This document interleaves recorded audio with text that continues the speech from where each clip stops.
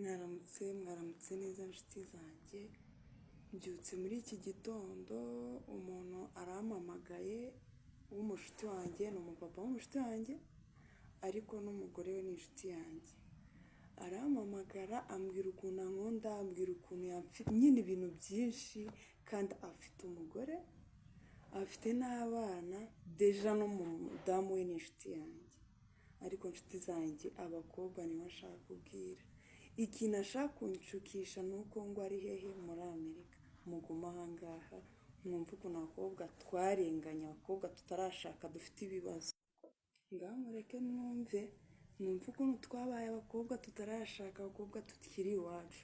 Mureke muhamagare mwumve. Yampamagaye byatari, yampamagaye kuva nijoro nanze kumwitaho, ndi kuvuga se yabaye iki. Ariko baye mu gitondo avuga bibaye ngombwa ko nagira ute namuhamagara. Reka muhamagare mumwumve.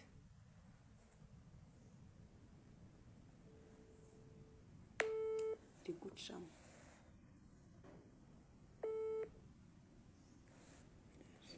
Ado? Ni byiza. Ni meza. Kuri kuvuga gake?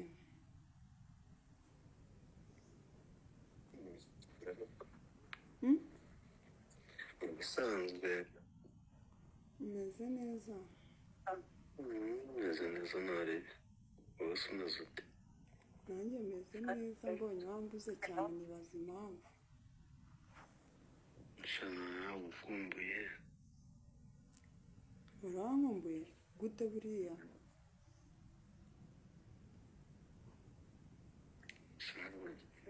Ndetse tuvugana Tuvugana kubera iyo turi kuvugana tuvugana kuri umugore wawe uri kunsuhuza, nyine ibintu biri aho ngaho ntabirenze.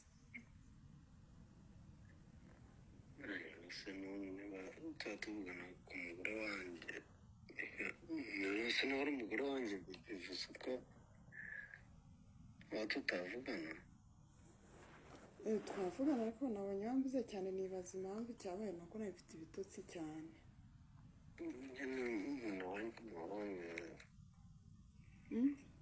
nabonye uri umwana mwiza, njya mbona ari ahantu uri gukina mu mafilime, ahantu mbese nkabona nahise numva nkwifuje, sinzi rero ariko sori, si ubwo ntabwo uzabibwira byose. Wambonye ndi gukina filime ubona uranyifuje gute? Unyifuza gute? Uri umuntu w'umupapa kandi ufite umugore. gusa ibyo ni ibiki kuba ndi umuntu w'umupapa mfite umugore, kubona nkumva nteye santima ukuntu nkumva nakwifuza, ni ibintu birenze. Kandi uzi neza ko umugore wawe ari inshuti yanjye cyane, umudamu wawe. si kuba muri inshuti ubwo si byo byiza se, kuba muri inshuti ko nta n'icyo yakeka. None ushaka ngo ntago urasa ku ntego, ntago mbizi ibintu ushaka, ntago nzi ibintu ugambiriye inshuti yanjye. ntabwo uri umwana narabyumva. Iyi ndabizi neza ko ntari umwana. Ndi hafi Kuza mu Rwanda? bambwira nk'akantu naza kuzanira, ariko nawe nyine ntukomeze kumbaza ibibazo nk'iby'abana. Ntabwo njye wampamagaye mu gitondo, bambe nijoro ntabwo cyane urampamagara. Nifite ibitotsi nari naniwe napfuye mu mwana kazi. nyine kuguhamagara nuko narindi hari ukuntu nakubonye inshuro nyinshi, hari ukuntu njya nkubona, hari ukuntu uri gupositinga uri hambo wisanzuye, rero nkabona ubwiranye n'umuntu ibihe byiza byacamo ntare. rero nanjye yose kuba nabanze umugore umwe, nabanze umugore wanjye, ntabwo ndi buguhishe, ndakubwiza ukuri nyine kuba mufite ni kimwe, ariko no kuba nakubona nakwifuza, none si ubwo kuba twamarana nk'ijoro rimwe cyangwa abiri, nawe nk'icyo waba ukeneye hano icyo waba ukeneye aho ngaho utari ufite hano urumva hari icyo byaba bitwaye.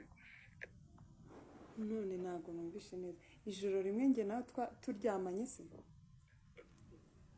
si ugutekereza ko iryo joro twarimarana gute kandi tutararanye, cyangwa se wenda niyo tureka ijoro wenda dushobora kuba ibindi bindi, ariko se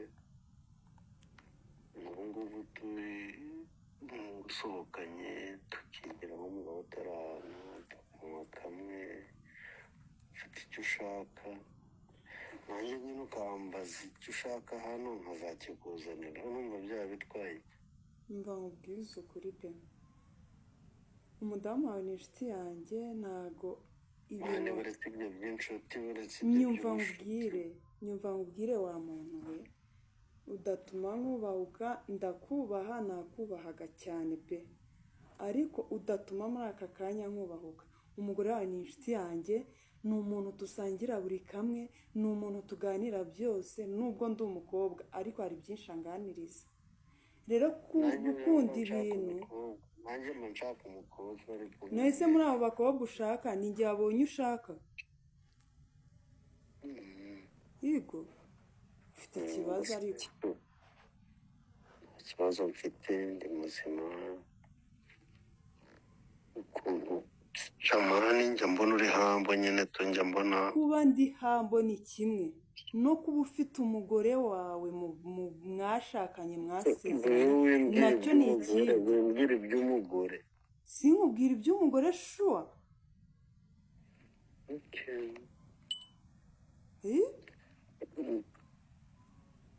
none se urambwira iby'umugore ko mbizi ko mufite ubwo utekereza ko impamvu ndi kukubwira uko nzi nyobeye ko ubundi mufite ndabizi neza shadiyane mane reka ibyo bintu reka nuko bikaza kandi ubwo bwari mwebwe abantu bo mu Rwanda ngo ibintu byose mwabishyize kuri kamera cyangwa kuki ubwo wasanga uri gufata videwo ejo ukazabyumvisha umugore wanyu ugasanga utwanishije nawe utanashoboye ngo uranyemereye. nese reka nkubaze umugabo muzima utiyubashe ngo yiyubakishe ku nshuti y'umugore we akaba ashatse kunesha umutwe ubundi wowe uganira kamera se ngiye kuba nkina filime bivuze ngo najya kuri kamera ngo ndi kuvugana nawe ubugoryi nk'ubu ngubu ibaze ukuntu n'umwana mwiza mani kuba ndi umwana mwiza ni kimwe no kuba nashaka guca inyuma umuntu w'inshuti yanjye nacyo ni ikindi kuba muri inshuti mani kuba muri inshuti njye ntabwo ndi kugusaba kukugira umugore sibyo ntushaka ureke kungira umugore ntushaka ureke kungira iki ntago nakora icyaha ikosa ryo kuvuga ngo naryamana nawe ufite umugore ufite undi mugore ampulisi niyo waba uri umusore ushaka kugira ngo inshuti yanjye ntandukane nayo nta kintu cyatuma ntandukana n'inshuti yanjye ngo ni amafaranga ni iki oya ushobora kubutekereza ngo ni ibiki si ubundi ibyo bintu uba uvuga ngo wanzanira ni ibiki byatuma ntandukana n'inshuti yanjye tuvugishije ukuri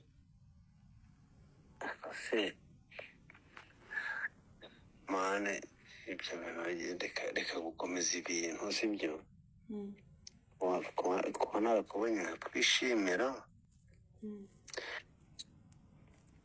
wenda sinzi ngo wakenera ibiki n'ibiki ariko nyine nawe ikintu uzi kitaba mu Rwanda kiba hano ukinsabye nakikuzanira ntacyo kitaba mu Rwanda biba ino hose biba niyo ngiyo kandi byose ndabifite nyine ushobora kuba ubifite oya mbese hari ukuntu bishobora kuba bihari ariko udafite ubushobozi bwo kubigura noneho mbonyemo ubukene niyo mpamvu uje kumfatirana mwana ntabwo ndi kugufatiranya kubera ubukene ariko ibaze kukubona nkakwifuza nkumva mbese nkuje n'amarangamutima yanjye ntabikubwira ahubwo ndi kumva ushaka kumbwira nabi mwana shamane ibyo bintu bireke ntabwo ari sawa yewe niba nkwifuje ubwo urumve weho waje kuzana ibindi bindi ubwo wanyifuje nyine komeza unyifuza uzapfa unanyifuza kuko ntabwo byakunda